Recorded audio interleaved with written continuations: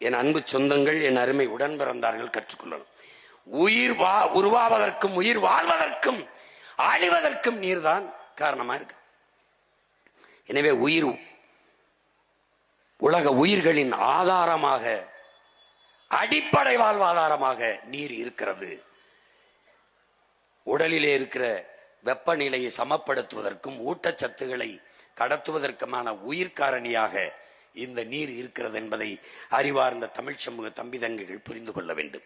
வேளாண்மை செய்வதற்கும் தொழிற்சாலைகளை நிறுவி வளர்ப்பதற்கும் எல்லாவற்றுக்கும் நீர் முதன்மையான காரணியாக இருப்பதால் தான் நீரின்றி அமையாது உலகு எனின் யார் யாருக்கும் வானின்றி அமையாது ஒழுக்கு என்ற ஆகச்சிறந்த மறைமொழியை நம்முடைய மூதாதை வள்ளுவ பெருமகனார் நமக்கு பகுத்து வகுத்து தந்திருக்கிறார் என்பதை என்னிலும் இளைய என் தம்பி தங்கைகள் புரிந்து கொள்ள வேண்டும்.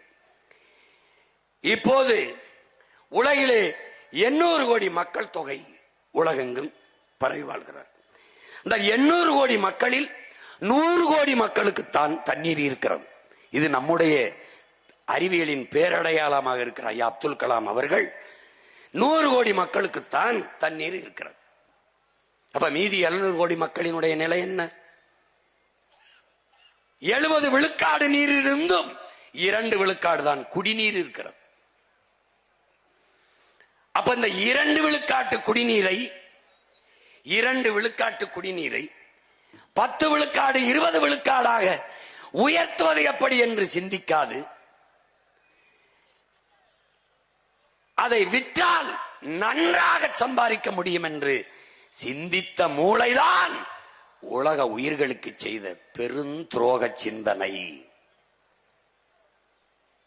அது எப்படா பெருக்கிறதுன்னு எந்த தலைவனும் யோசிக்கல. வித்தா நல்லா சம்பாதிக்கலாம். ஏன்? தண்ணீர் தவிர்க்க முடியாத உயிர் தேவை.